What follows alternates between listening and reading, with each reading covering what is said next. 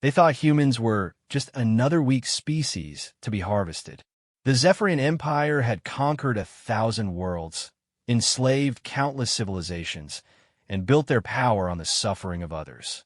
When they found Earth, they saw primitive bipeds with soft skin and fragile bones, easy prey for their collection of exotic slaves. But the aliens made one fatal error in their calculations. They didn't understand what happens when you take a human mother away from her children. They didn't know about the bonds that tie humanity together or the fury that burns in human hearts when one of their own is harmed.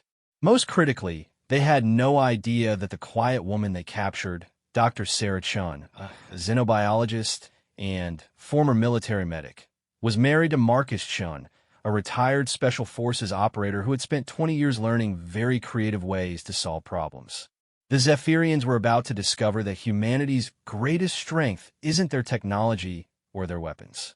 It's something far more dangerous: their absolute refusal to abandon each other, no matter the cost.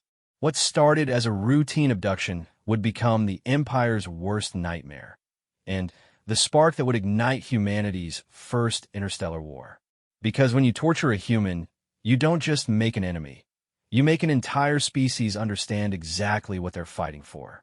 The morning Sarah Chun was taken started like any other Tuesday.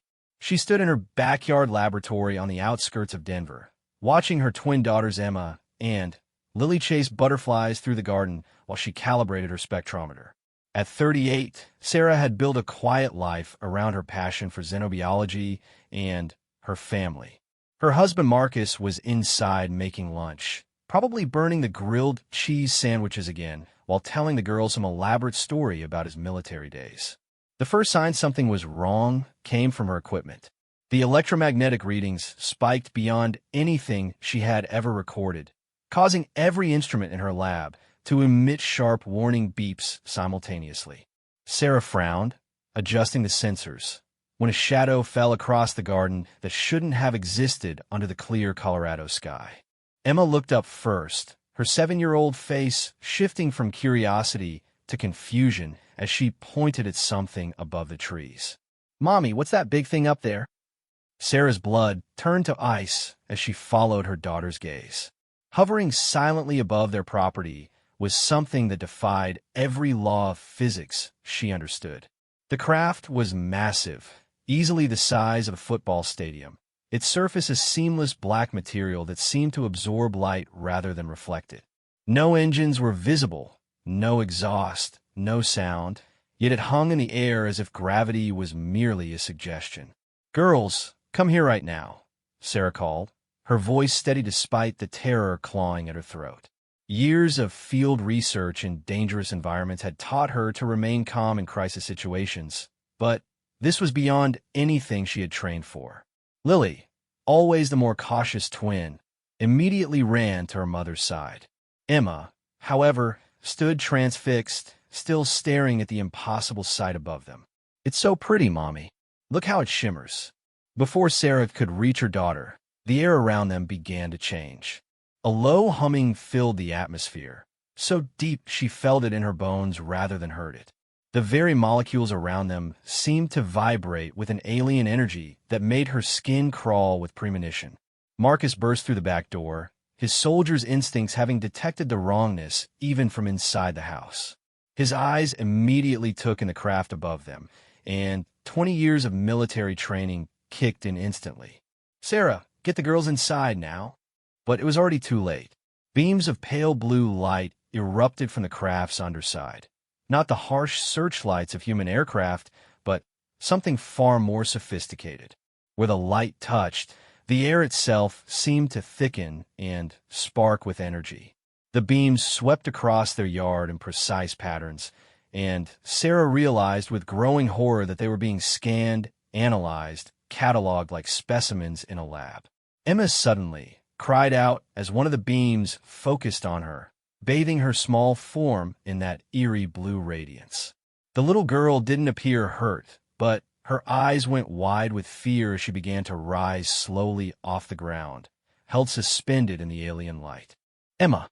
Sarah lunged forward without thinking, maternal instinct overriding every survival impulse. The beam immediately shifted to encompass her as well, and she felt the strangest sensation of weightlessness combined with a tingling that seemed to penetrate every cell in her body. Marcus was already moving, his weathered hands reaching for the emergency rifle he kept locked in the garage. But before he could take 3 steps, another beam caught him, lifting him off his feet. Unlike Sarah and Emma, however, Marcus fought against the alien technology with everything he had. His muscles strained against the invisible force, and for a moment it seemed like his sheer determination might actually work.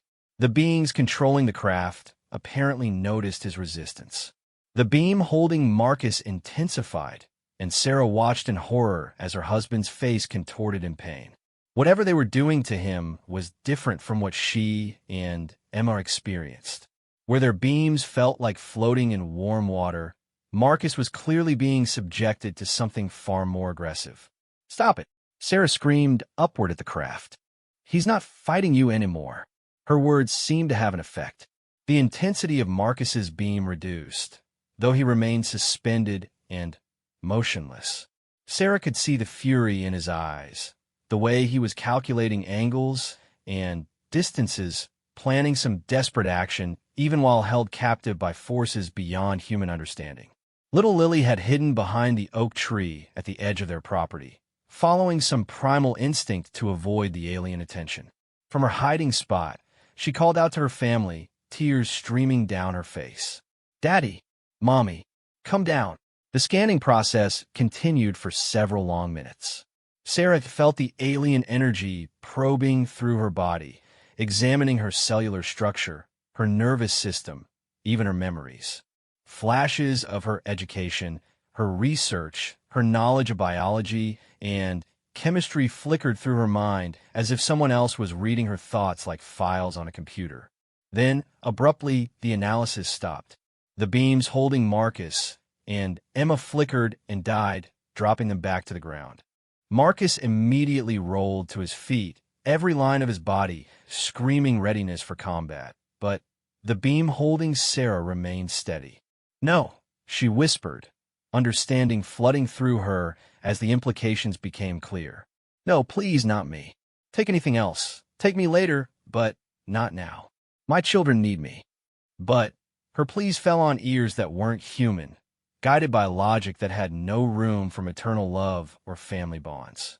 To the aliens above, Sarah represented something valuable, a source of information about this new species they had discovered. Her scientific background, combined with her genetic markers and psychological profile, made her the perfect specimen for their purposes. The beam began to retract, pulling Sarah steadily upward toward the craft. She fought against it as Marcus had, but whereas military training had given him the mental discipline to resist, Sarah's struggles only seemed to make the beams hold stronger. The more she panicked, the more thoroughly the alien technology subdued her. "Sarah!" Marcus roared her name, launching himself upward in a futile attempt to reach her. The distance was already too great, but he refused to accept the mathematics of the situation. He grabbed handfuls of rocks and hurled them at the craft with deadly precision, each stone striking the hull with metallic pings that accomplished nothing but expressed his rage. Emma and Lily both screamed for their mother as she rose higher and higher. Sarah tried to call down reassurances to them, but the alien beam was affecting her ability to speak clearly. Her words came out slurred and distorted, adding to her daughter's terror. 30 feet up, 50, 75. The details of her family's faces began to blur with distance, but Sarah could still see Marcus gathering both girls in his arms, still hear their cries carrying on the afternoon wind. The most devastating part was the helplessness in Marcus's posture, the way his shoulders sagged with the knowledge that all his training, all his experience, meant nothing against this alien technology. As Sarah was drawn into the craft's underbelly, the last thing she saw was her husband's face, etched with the expression she had only witnessed once before, during their early marriage when he had returned from a classified mission that had gone terribly wrong. It was the look of a man making promises to himself that others would find impossible to keep. The interior of the alien vessel was unlike anything she could have imagined. The walls seemed to be made of the same light-absorbing material as the exterior, but they pulsed with veins of bioluminescent patterns that shifted and flowed like living neural networks. The air was thick and humid, carrying scents that her brain couldn't process, alien pheromones that spoke of creatures evolved under different suns. Sarah found herself in a chamber that was clearly designed for specimen collection and analysis. The architecture was both organic and mechanical, as if the ship itself was a living entity that had grown rather than been built. Platforms and examination tables rose from the floor at irregular intervals, and Sarah realized with sick certainty that she was not the first creature to be brought here for study. The beings that approached her confirmed every nightmare humans had ever had about alien abduction, yet they were somehow worse than fiction had imagined. The Zephyrians stood 7 feet tall on legs that bent in too many directions, their skin a translucent blue-gray that showed the dark circulation of alien fluids beneath. Most disturbing were their faces, which held a terrible intelligence behind eyes that were completely black, like looking into the depths of space itself. The leader, distinguishable by more elaborate bioluminescent patterns on his hide, studied Sarah with the detached interest of a researcher examining a particularly interesting microorganism. When he spoke, the words formed directly in her mind through some form of technological telepathy that left her feeling violated and exposed. You are the one called Sarah Chun. Your neural patterns indicate advanced scientific training, specialization in biological systems. Your genetic markers suggest optimal breeding potential. You will provide valuable data about your species' capabilities and limitations.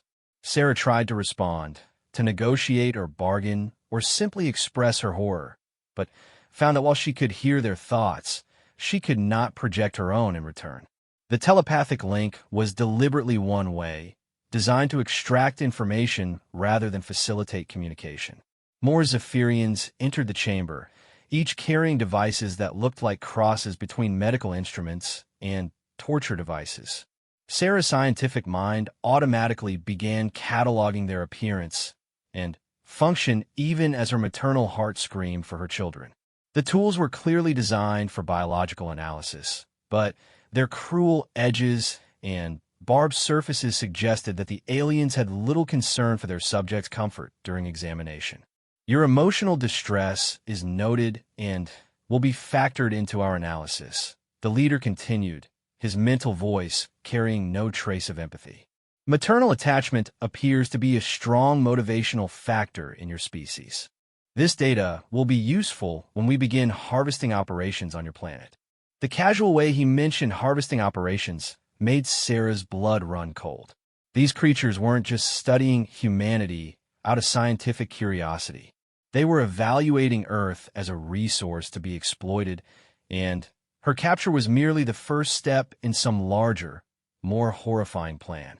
As the alien instruments began their work, Sarah focused her mind on the memory of her family, standing in their backyard.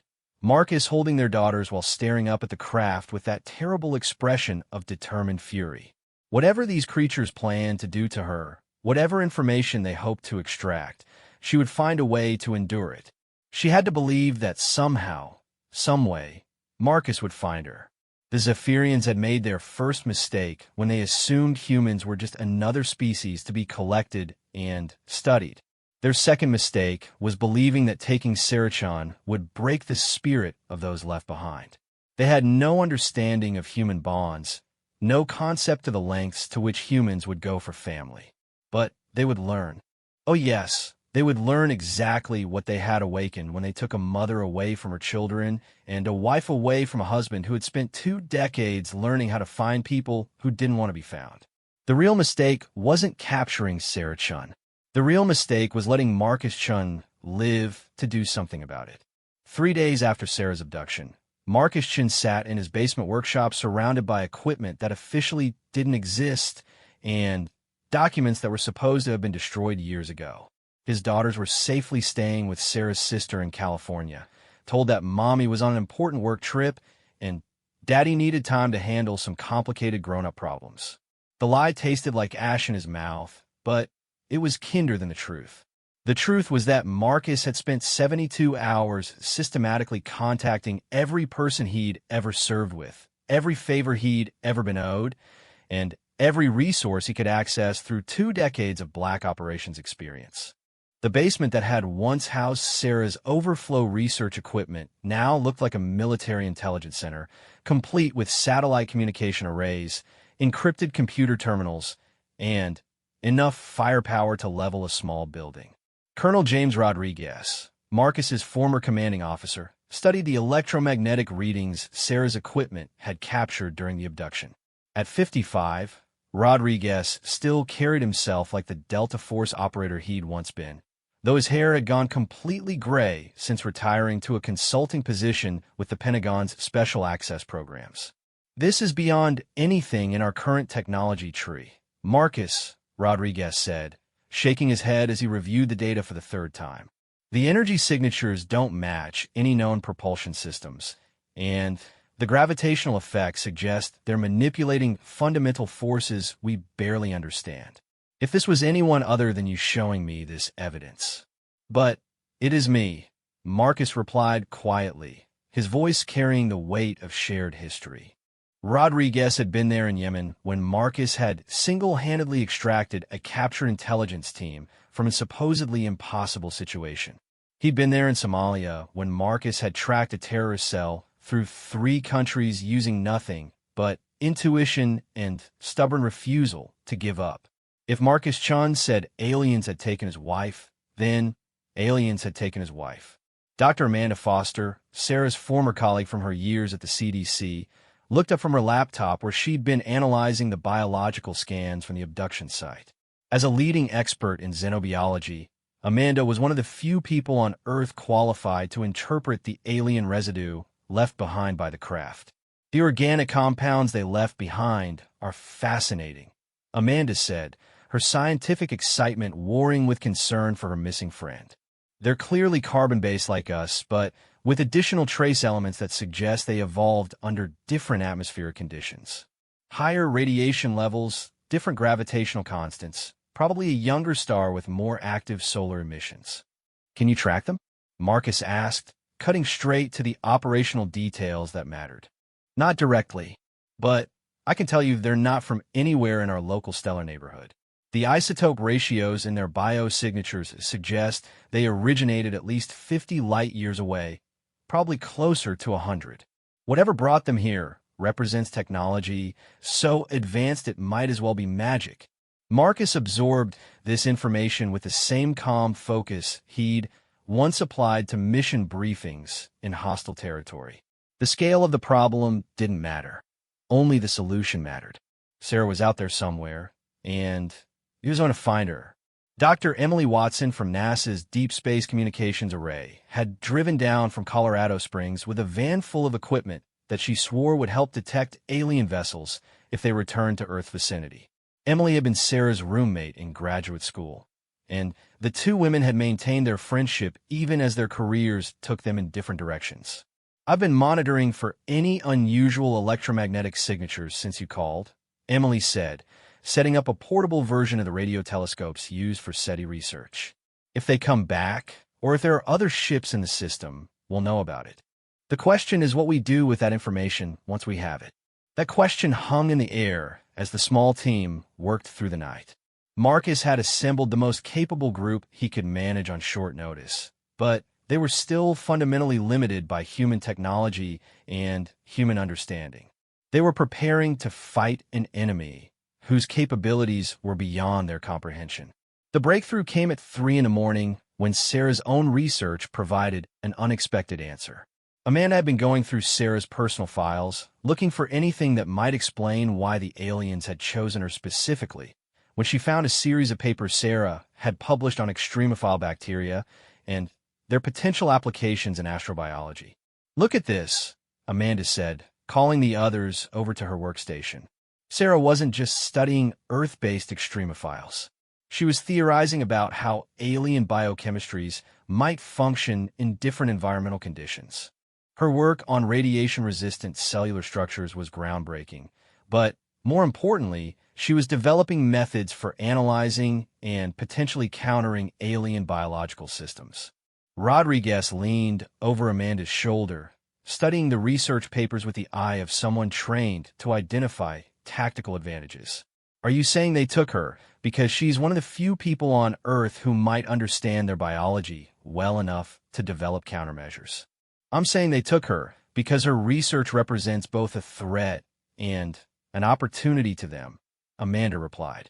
If they're planning some kind of biological warfare or harvesting operation, they need to understand how human immune systems work. Sarah's knowledge makes her incredibly valuable to them, but it also makes her incredibly dangerous if she figures out their weaknesses. Marcus felt something cold and sharp settle in his chest. The aliens hadn't just randomly selected his wife for abduction. They had specifically targeted her because her expertise made her useful to whatever plans they had for humanity.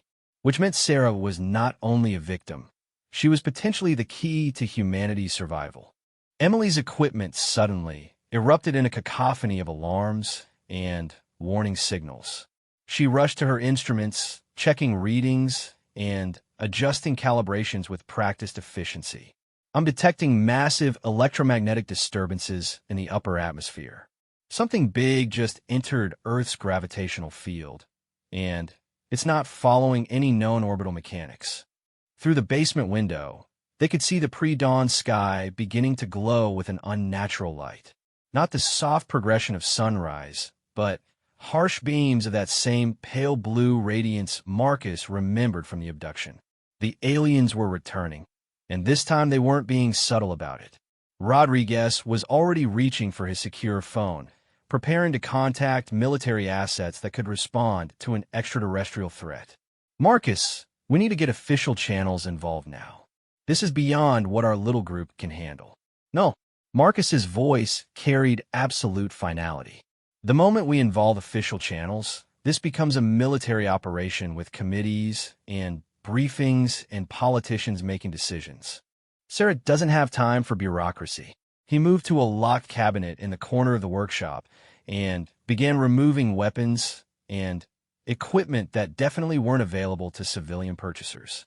Marcus had spent 20 years learning how to operate behind enemy lines with minimal support, and those skills were about to become humanity's first line of defense. Then, what's the plan? Amanda asked, though she already suspected she wouldn't like the answer. Marcus activated a satellite communication device that connected him to resources he'd hoped never to use again. The voice that answered spoke with a slight Eastern European accent and a tone that suggested dangerous people were listening to the conversation. Phoenix, this is Shepard. I'm activating emergency protocols under the Mumbai Accords. I need a full tactical package delivered to coordinates I'm transmitting now, and I need it within 6 hours. The voice on the other end paused for a long moment before responding. Shepard, the Mumbai Accords were terminated after the Jakarta incident. You've been out of the game for 8 years. Whatever you think you're buying, we can't deliver. Check your computers, Phoenix. My access codes are still active, and my credit balance is still substantial. The world has a new kind of problem, and I'm the only one positioned to solve it. 6 hours, or I find another supplier who remembers the value of old friends. Another pause, then a chuckle that held no warmth. You always were persuasive, Shepard. 6 hours, full tactical package, coordinates received. But if this goes sideways, we never had this conversation. Marcus ended the call and turned to find his 3 companions staring at him with expressions ranging from concern to outright fear. He just made contact with arms dealers and mercenaries who operated in the shadows between nations, people who could provide resources that no official government agency would approve. Marcus, Rodriguez said carefully, what exactly are you planning? I'm planning to get my wife back, Marcus replied simply. Everything else is just details. Emily's instruments registered another massive electromagnetic surge, and through the window, they could see additional lights appearing in the sky. Not just one craft this time, but dozens arranged in precise formations that spoke of military organization and strategic planning. "They're not just back," Emily whispered, her face pale as she interpreted the readings. "They're bringing an invasion force." Amanda pulled up news feeds on her laptop, scanning for reports of similar sightings around the globe. The results confirmed their worst fears. Alien craft were appearing over major cities on every continent, maintaining positions that allowed them to monitor and control key infrastructure points. "This isn't random," Amanda said, her scientific mind automatically analyzing patterns and possibilities. "They're establishing some kind of control grid. Whatever they did to Sarah, whatever information they got from her, they're using it to plan a systematic takeover of human civilization." Marcus felt the familiar calm that always descended on him before combat operations. The enemy had revealed themselves, the battlefield was defined, and the mission parameters were clear. Everything else was just execution. "Rodriguez, I need you to coordinate with whatever military assets you can access, but keep them back until I signal. These things have technology we can't match in direct confrontation, so we need to be smarter than them. Amanda, I need you to analyze everything we know about their biology and find me a weakness. Even apex predators have vulnerabilities if you know where to look. Emily, keep monitoring their communications and movement patterns. I need to understand their operational structure and command hierarchy."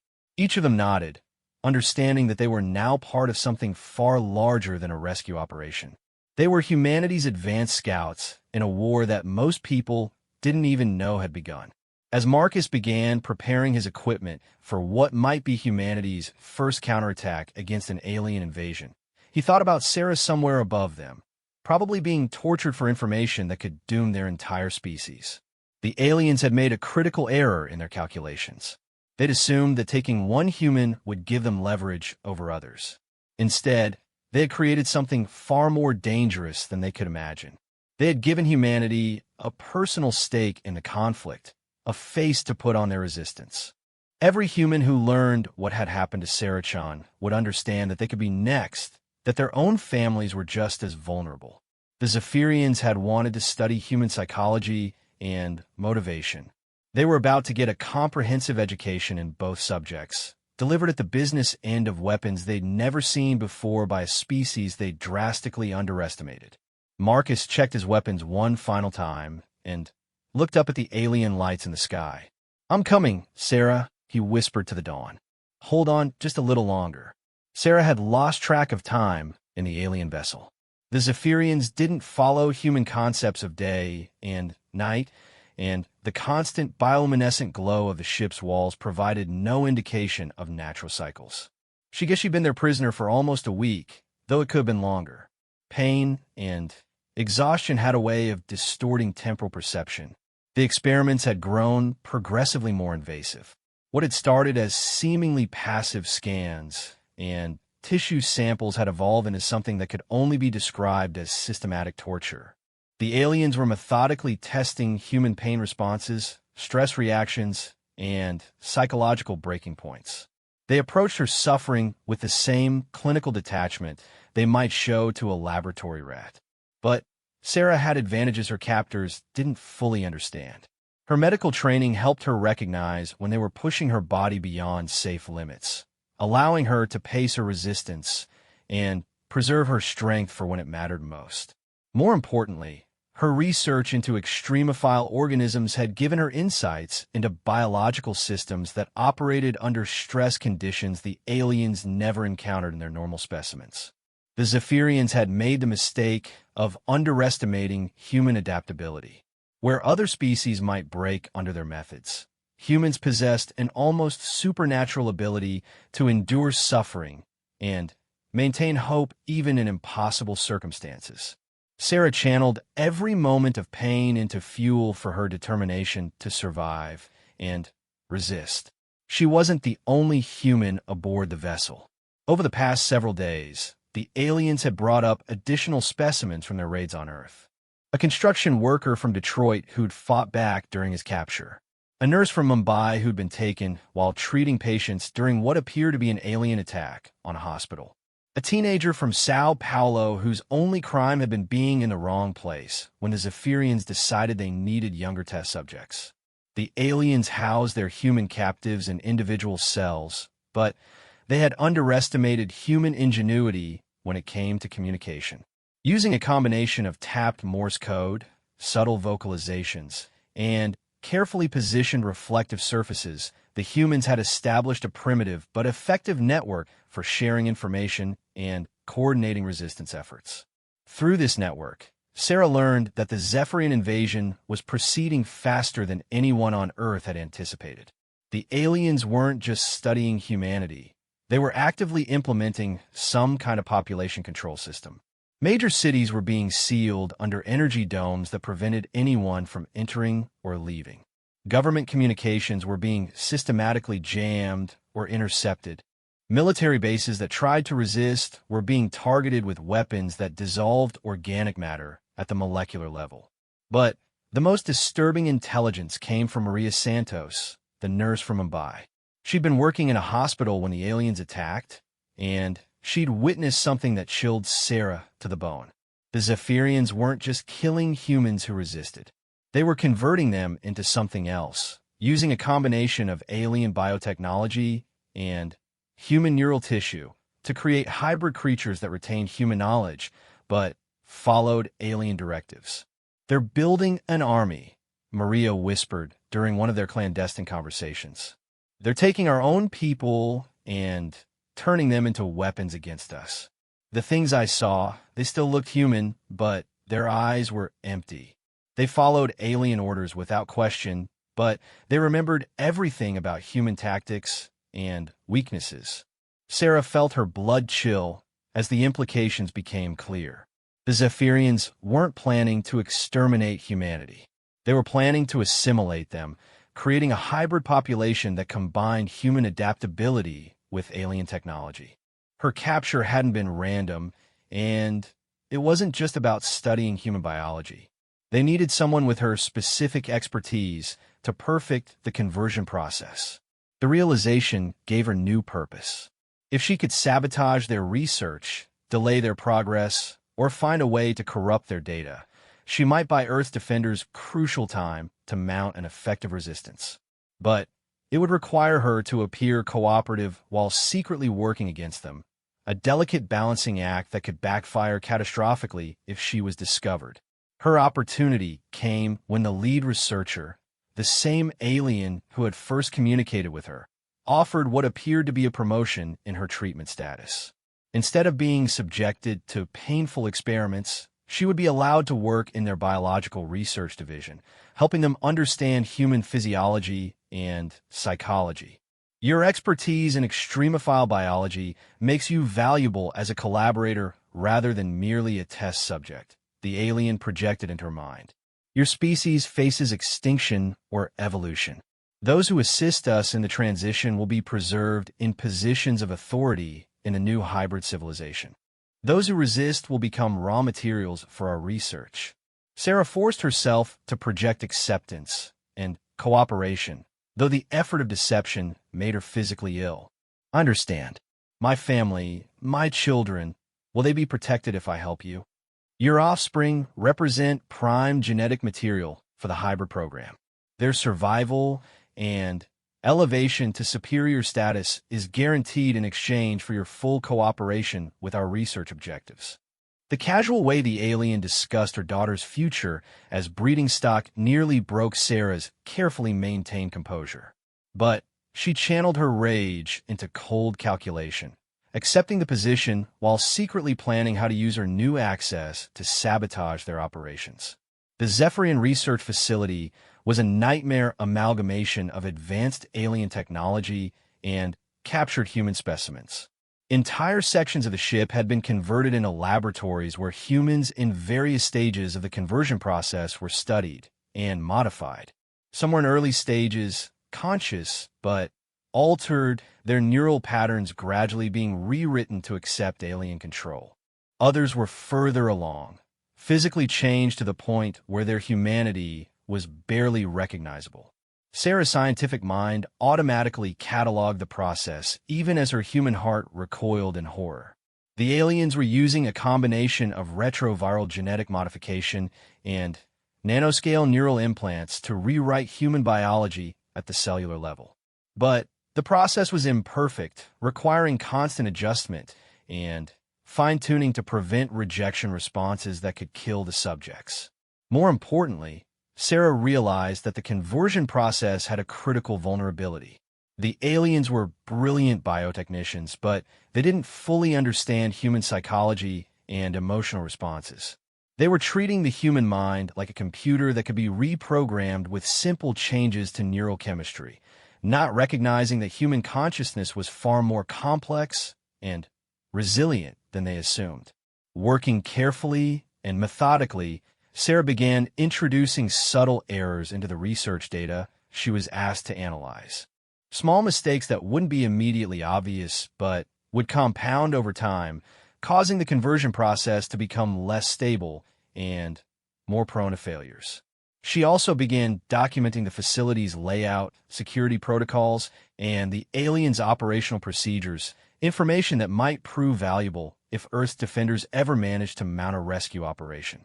Meanwhile, the situation on Earth was deteriorating rapidly according to intercepted communications the humans occasionally managed to overhear.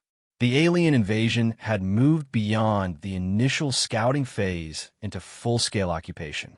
Resistance movements were forming in areas outside the major cities, but they were hampered by the aliens' technological advantages and their growing army of converted human collaborators. But there were also signs of hope. Military units that had escaped the initial attacks were regrouping in remote areas, sharing intelligence, and developing tactics specifically designed to counter alien technology. Scientists and engineers around the world were analyzing captured alien equipment and reverse engineering countermeasures. Most importantly, the human spirit of resistance was proving far more durable than the aliens had anticipated. Reports filtered in of successful ambushes against alien patrol units, sabotage operations that had damaged key alien installations, and even some early experiments with human-built weapons designed to exploit weaknesses in alien biotechnology. The Zephyrians had expected humanity to capitulate within weeks of the invasion's beginning. Instead, they were facing an increasingly organized and determined resistance that was learning to adapt to alien tactics faster than anticipated. The turning point came when Sarah discovered the aliens' most critical weakness. While working late in the research facility, she accessed a database that contained detailed information about Zephyrian biology and physiology. What she found there gave her the first hope she'd felt since her capture. The Zephyrians were not the invincible conquerors they appeared to be. Their advanced biotechnology came with a price. They were essentially a hybrid species themselves, dependent on constant genetic manipulation and artificial biological support systems to maintain their existence.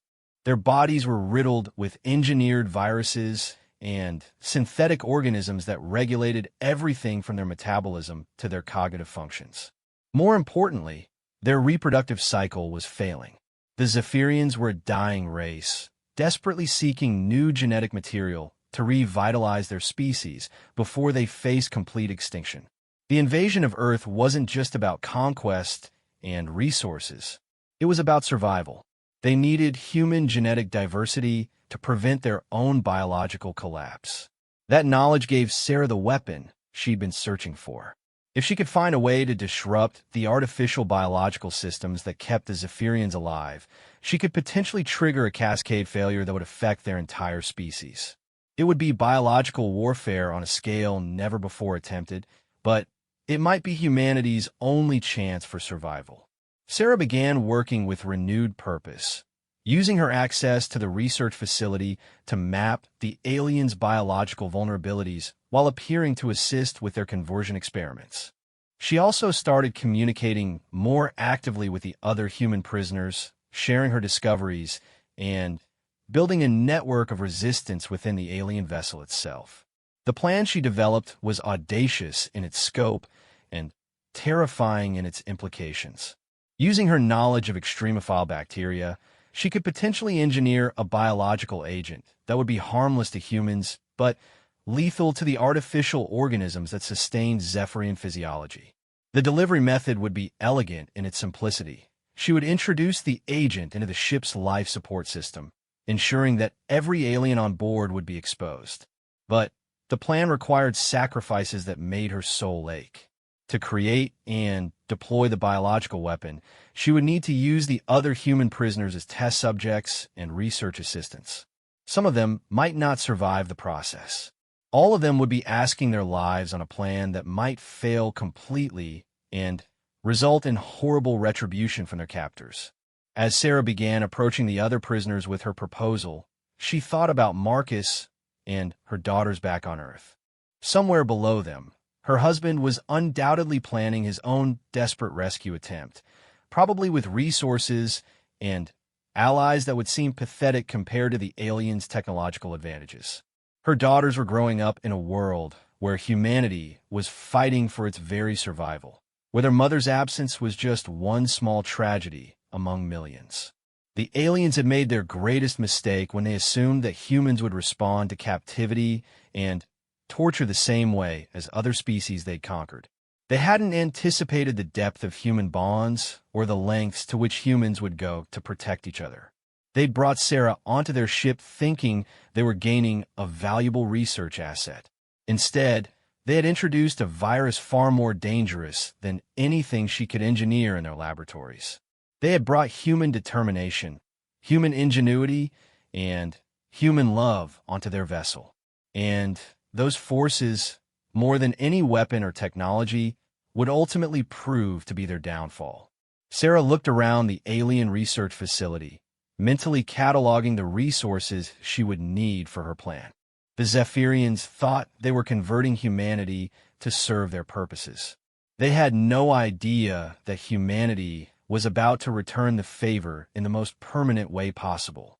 Marcus Chun crouched in the underbrush of the Rocky Mountains, watching the alien mothership through high-powered binoculars that his mysterious arms dealers had delivered along with enough military hardware to start a small war. 2 weeks had passed since Sarah's abduction, and the world had changed beyond recognition.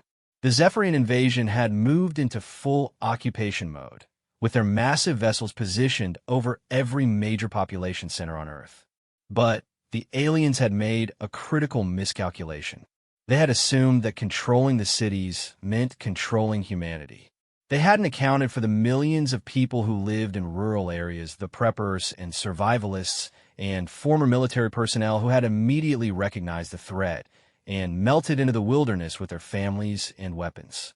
Marcus's small team had grown into something resembling an actual military unit. Rodriguez had brought in former special operations personnel from around the world, creating a multinational task force of people who specialized in impossible missions. Amanda and Emily had established a mobile research station that tracked alien movements and analyzed captured technology. Most importantly, they had made contact with similar resistance cells operating on every continent. The weapon Marcus now carried would have been science fiction just a month ago. Reverse engineered from alien technology captured during several successful ambushes, it fired projectiles that disrupted the energy fields protecting Zephyrian soldiers and equipment. Each shot had to be carefully aimed and timed, but it gave human fighters their first real advantage in direct combat with the invaders. Shepard, this is Angel 7. We have movement on the north face of the ship. Looks like they're preparing another harvesting run, came the voice of Lieutenant Sarah Kim, a former Army Ranger who had lost her entire unit during the initial invasion, but had escaped to join Marcus's growing resistance movement. Marcus adjusted his position to get a better view of the alien vessel. The ship was enormous, easily 2 miles long and half a mile wide, its organic-looking hull pulsing with the same bioluminescent pattern Sarah had described from her imprisonment. But more importantly, it was vulnerable. The Resistance had learned that the Zephyrian ships required periodic resupply runs to maintain their biological systems, and those supply operations provided opportunities for small, fast attacks. Rodriguez, are your people in position? Marcus spoke into his encrypted radio system, coordinating with teams positioned at strategic points around the alien vessel.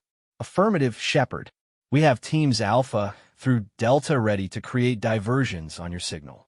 But, Marcus, I have to ask one more time, are you sure about this? Even if we can get you inside that thing, the odds of finding Sarah and getting out alive are essentially zero. Marcus checked his equipment one final time, making sure every weapon and tool was properly secured and easily accessible. He'd spent 20 years preparing for missions exactly like this. Operations where success depended more on determination and adaptability than superior firepower. The odds don't matter, Rodriguez. Sarah's in there, and she's counting on us. Besides, we've gotten some intelligence that changes the entire situation. The intelligence had come from an unexpected source. 3 days ago, the Resistance had intercepted an alien communication that had been partially decoded by Emily's equipment. The message suggested that the Zephyrians were facing significant problems with their occupation of Earth, problems that went beyond simple human resistance. Something was happening aboard their ships that was causing biological failures in their hybrid conversion programs. More tellingly, the message indicated that their lead research facility, the ship currently hovering above the Colorado Mountains, had requested emergency support for containing what they described as a critical contamination event. Whatever was happening inside that vessel, it was serious enough to worry creatures that had conquered dozens of worlds. Marcus had a growing suspicion that Sarah wasn't just surviving her captivity. She was actively working to sabotage the alien operation from within. The thought filled him with both pride and terror, knowing that his wife was facing dangers beyond imagination while maintaining the courage to fight back. All teams, this is Shepard. Operation Homecoming is now active. Alpha and Bravo teams initiate diversionary attacks on the southern sections. Charlie and Delta teams prepare to suppress any response forces. I'm going up. The plan was audacious to the point of insanity. Using a combination of captured alien technology and human engineering ingenuity, the Resistance had developed a way to temporarily mask human biosignatures from alien sensors. The masking wouldn't last long, perhaps 30 minutes at most, but it should be enough time for Marcus to reach the ship and locate Sarah. Getting inside the vessel would require using alien transportation technology they had reverse engineered from a captured scout craft.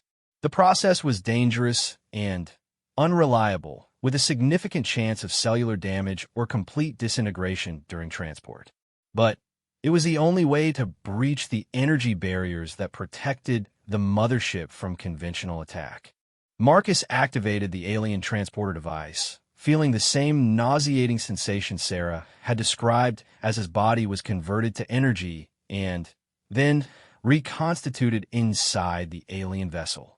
The process left him dizzy and disoriented, but his military training helped him quickly assess his new environment and regain his bearings. The interior of the ship was even more disturbing than he had expected. The walls pulsed with alien life, and the air was thick with scents that his brain couldn't process. But worse than the alien architecture were the sounds echoing through the corridors. Human voices, some screaming in pain, others speaking in monotone voices that suggested their minds had been altered beyond recognition. Marcus moved through the ship with the silent efficiency of a predator, using techniques learned in urban warfare environments adapted to alien architecture. His modified weapons remained ready, but, unused, stealth was far more valuable than firepower in this environment. Every few minutes, he passed chambers containing horrors that would fuel nightmares for the rest of his life. Humans in various stages of conversion, their bodies and minds being systematically altered by alien biotechnology. Laboratories where Zephyrian researchers conducted experiments that violated every concept of medical ethics.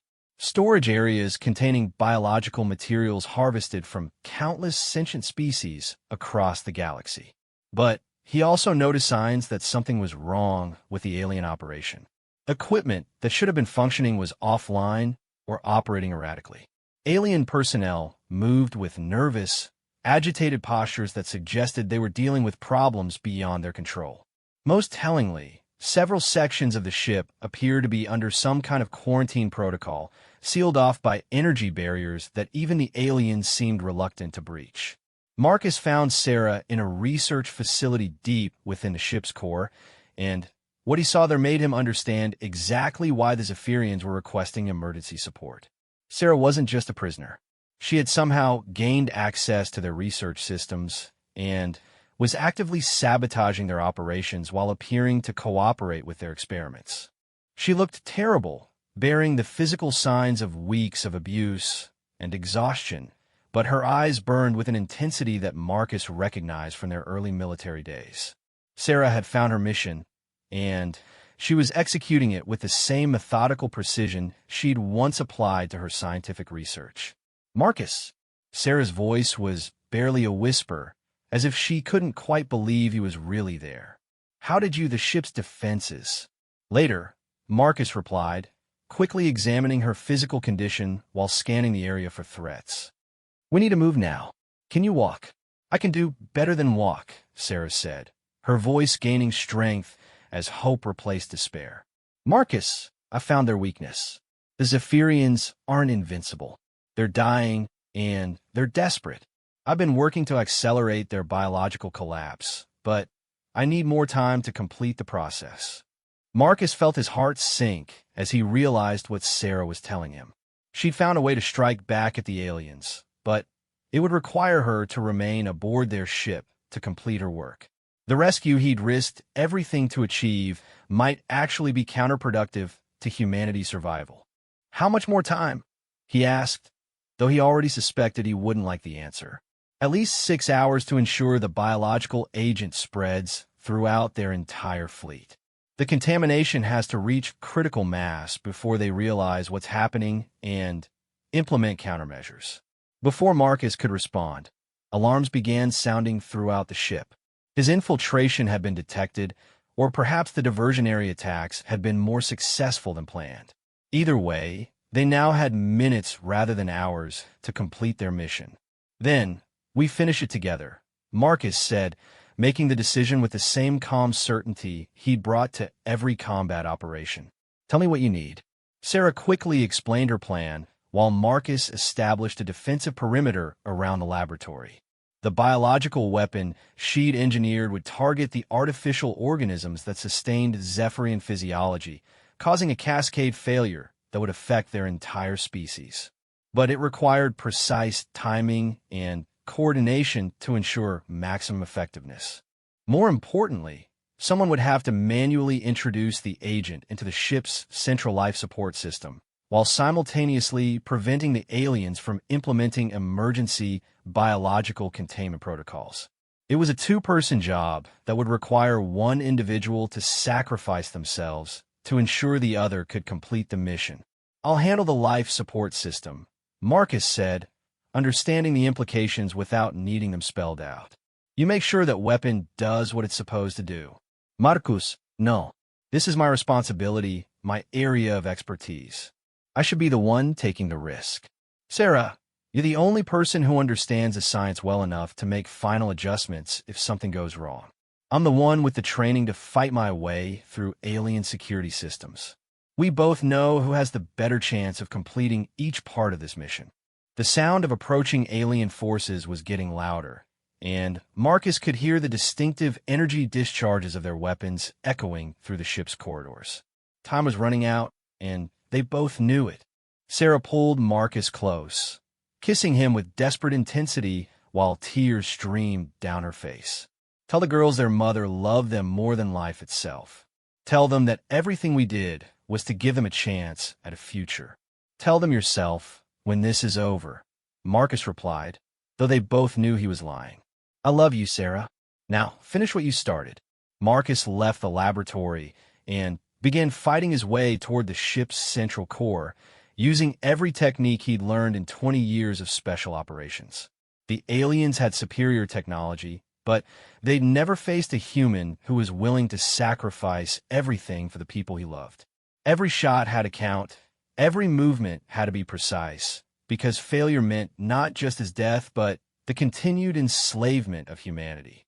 Behind him, Sarah worked with desperate efficiency to prepare the biological weapon for deployment.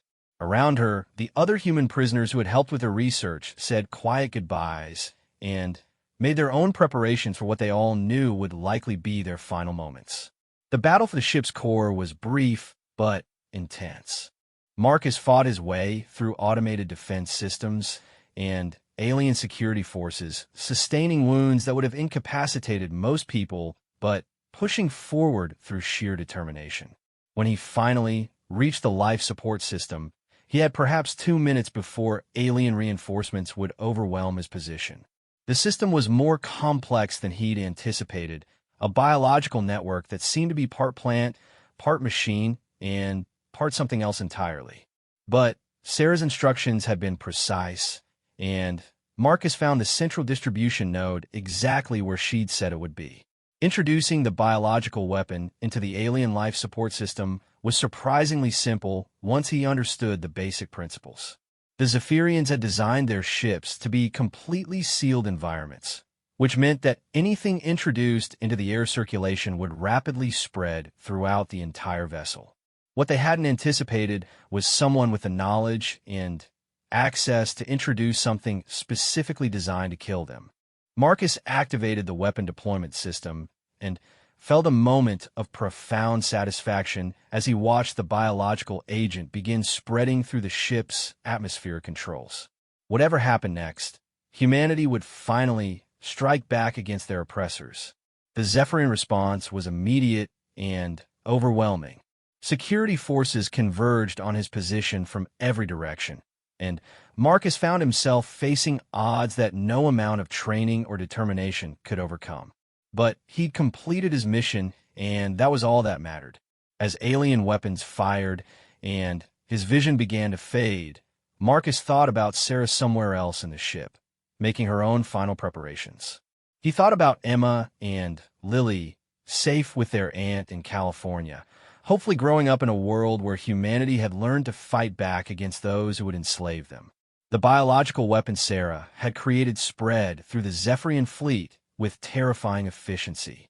Within hours, ships that had dominated Earth's skies for weeks began falling from orbit as their crews succumbed to cellular collapse.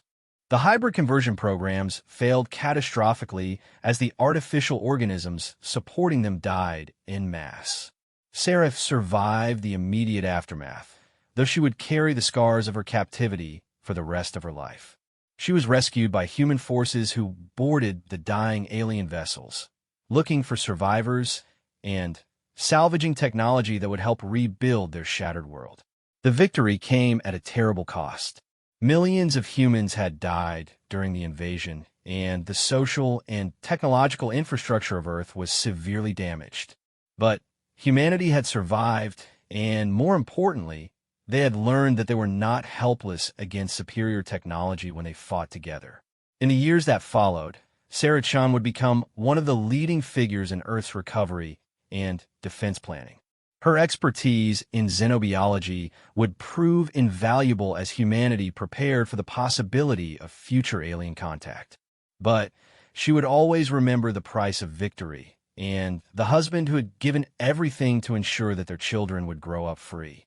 The Zephyrians had made their fatal mistake when they assumed that taking one human would break the others. Instead, they had awakened something far more dangerous than any weapon or technology. They had awakened the human spirit, the refusal to surrender, the willingness to sacrifice everything for family and freedom. And that spirit, more than any scientific breakthrough or military victory, would ensure that humanity never again faced extinction without fighting back with everything they had.